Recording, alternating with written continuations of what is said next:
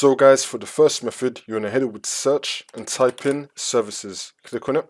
And then once you're on this, you want to click on any service one time and then click on W on your keyboard. You want to find Windows Module Installer. We're going to scroll down till we find Windows Modules Installer. Here it is. You want to double click on it. You want to make the startup type on automatic and then click on start, which will now make the service status running, and then click on OK. And now you want to click on restart. You want to restart this service, and this should now fix your problem. If that's still not working, then for the second method, you want to head it with search and type in CMD. Now you want to run it as administrator, and then click on yes.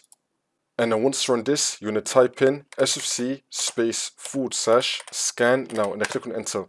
Then you want to run this scan. Wait for this to load. I'm going to skip the video to when the scan will be fully completed. And then once that's been done, you now want to type in sc config trustedinstaller start equals auto. Click on enter. And now you want to type in net start trustedinstaller. Click on enter. And then once you've done all that, you just want to restart your computer, and then the problem should be fixed.